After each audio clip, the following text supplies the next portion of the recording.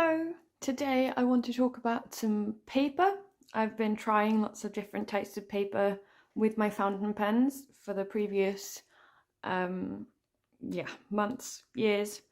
And I just wanted to go through my experience with them. So I'm just talking about the paper, not that much like the size, the format, that kind of thing, just how I like the paper.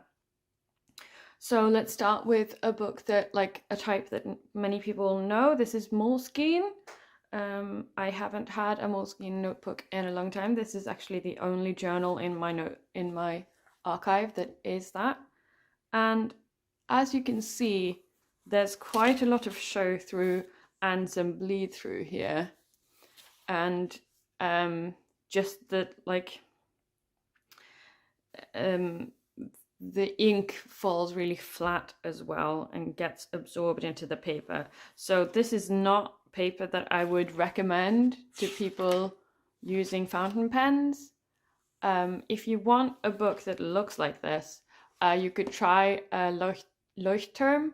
I have one of those for my work bullet journal. It works well with the finer nibs, but not like great with all all fountain pens, but it's at least better than this. Okay, on to better things. So we start with the worst and then we go on. So this is Paperblanks. They make these notebooks with amazing covers, and so I bought one this spring, and I was like, oh, this will be nice. It's been a while since I've had a Paperblank. But, so this is my pen test, or like my pen and ink test page. And it's not terrible, but it is very absorbent compared to other papers. So for example, this ink is sort of bleeding, like going into the page much more than like drying on top of it. And there's a little bit of bleed, like around here you can see a little bit of bleed. It's not terrible, but like you miss out on a lot of the nuances of the ink. So like these two, for example, are great shaders and shade really prettily, but you miss out on a lot of that on this paper. The paper is a little bit off-white, which I liked. I ended up writing on every other line and using a narrow nib, but that was mostly, the narrow nib is better for absorbent paper, but the every second line was just to be done with this subpar experience of writing. I'm sorry. So this, I think they say this is laid paper, and on their site they say it should be fountain pen friendly, but fountain pen tolerant, I think I would say. So I don't highly recommend Paperblanks for fountain pen users. Then we go on to, let's see, oh, I've taped over the logo, Bookbinders design. This is a Swedish brand. They have a web shop, and I stuck with these for years. I had these in a cover that where I just like switched out the filling for 2-3 years, and then I kept noticing that my diamine inks were really flat on this, and just not what I'd seen online and everything, and I was getting less shading. So it's better. It's better than a Paperblanks, but it's still not that fun. Like, you don't get as much shading and like fun stuff with your ink.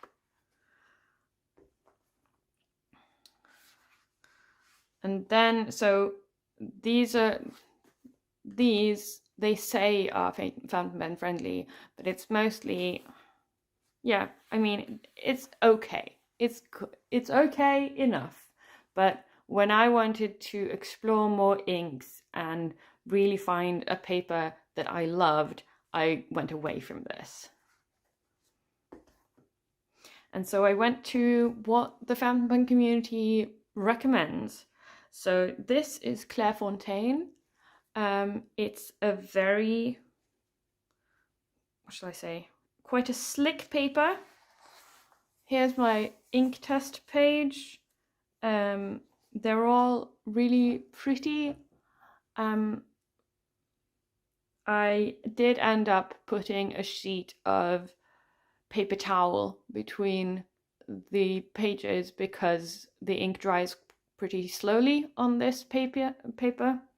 And Noodler's Apache Sunset just didn't dry. Like, not didn't, but yeah, it would smudge for a long time after I'd been writing. So if you love Noodler's inks, maybe this isn't the paper for you.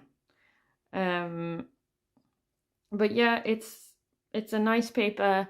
It is, so this is a white paper. It isn't off-white in any way. I quite like that for blue inks. But then I don't love blue inks in general, so it's not a prerequisite. The dots, so this is a dot grid. The dots are really faint. I like that.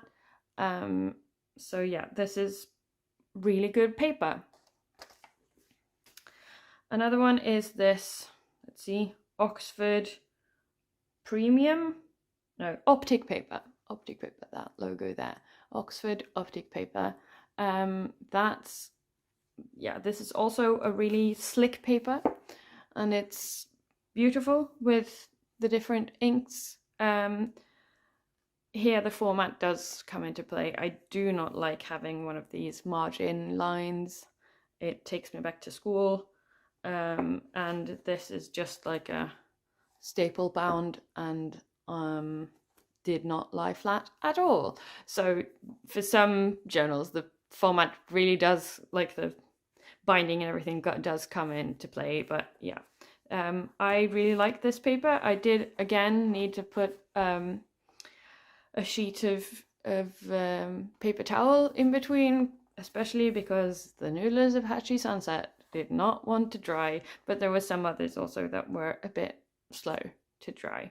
But that also means that you get some of the extra, like some extra shading and everything out of the ink when it just dries on top of the page, or like mostly on top of the page. Then we come to Rhodia. Rhodia has a line of white paper, but in these, as far as I know, like most of the goal books that they make, which is like a journal type thing, they only have the cream paper. So the dots are really very visible, which I found distracting in this book. And the cream color really affects what the inks look like. I think more than I've noticed before. So this was like, the paper is really good. It shows off ink really well, and it's slick like the two previous ones. But yeah, the color, the cream color, and the very visible dots did not do it for me, which is why I haven't gone back. I think there is now a gold book with white paper. I think it's called something like Ice. So I would possibly try that, but I'm not sure. Yeah. Then we get to the Japanese paper. So the paper in this notebook is one from Danica 58. And the paper in this notebook is Cosmo Air Light. I think that's what it's called. And this is the ink sample page. It really shows off ink really well, but again, you do need a blotter paper or a paper towel. Like here, I've smudged a little. So yeah. Also, this paper is really finicky when it comes to like skin oil. So when you're writing and you lean your hand on the paper, when you then later come to that spot where some oil has transferred, the ink will go all bubbly and won't stick. This is the only paper I've had that problem with. So it's really fun, but for me, I write quite quickly when I journal, and I want to flip the pages really fast, and just like continue the thought I was working on. And in that use case, it probably isn't the best. You should like give it some time, and you should like maybe be a bit more aware of what you're doing when you're writing. But it is really, really good paper.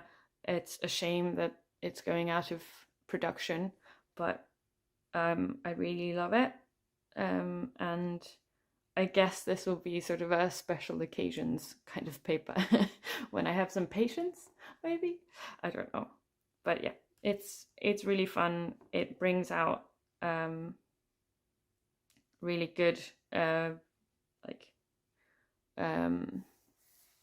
it brings out the inks in a really good way, is what I was trying to say. And then we come to my current favorite, MD paper from Midori. This is a cream paper again, or an off-white. It's a little bit of a colder off-white, but I really like it. Like, it doesn't interfere with the color of blue. Like, I feel like it's good and it's comfortable to look at with the off-white color, and yeah, it shows off inks in a good way, as well as drying pretty fast, so I can just flip the page. So yeah, this is what I really enjoy and like to go back to now that I know more about my preferences.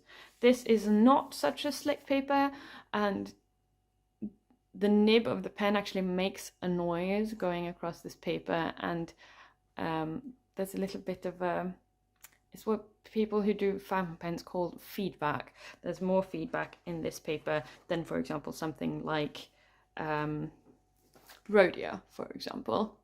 Rhodia is quite a slick paper, and this is more of a like slightly more textured paper. So that's been what I've learned about me and my paper preferences for the last few years. If I were to recommend papers to try, if you're using fountain pens and you want to try some papers, like, I'm looking for a relatively cheap option as well, because I am going through about like a journal every 4 to 6 weeks. I need something that isn't going to break the bank, and is also available. This fits all those boxes. If you're in North America, I think that these two also fit those boxes, like Clairefontaine and Rhodia. They aren't as available to me, but they do, like, Rhodia is almost everywhere, so I can get Rhodia. And for some extra good paper, the Cosmo Air Light, and Oxford Optik paper is very well available, like easily available in the UK. So if you want some cheap, easily available, like, I bought this at a WH Smith, so if you want easily available fountain pen friendly paper, you could go for this paper, because yeah, you can get it everywhere and it's not that expensive. Just be careful. They have, like, Oxford have lots of different papers, so you have to look for the Optik paper, and it often says like premium, but yeah, Optik paper.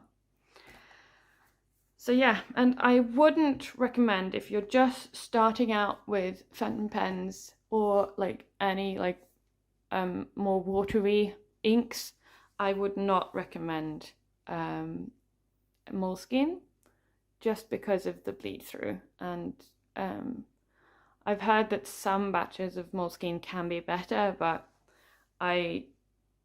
it's not like you can trust them to have a good paper in every book. So I would just go for Leuchtturm or Rhodia if you're wanting sort of this type of book, that with the bookmarks and the elastic that lots of people like to bullet journal in.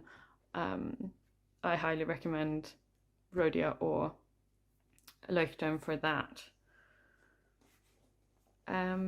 Yeah, I think that's it. I bought a bunch of new notebooks when I was on holiday in Canada, and so I will be doing this kind of review for the same, like for those as well. Those include Dingbats and Peter Pauper Press. So yeah, look forward to that. Oh, and also Muji, which is readily available in North America, I think, but not here in Europe. So that'll be really interesting. But yeah, I hope this was useful to you, or you found it entertaining. I don't know. And I will see you next time. Bye!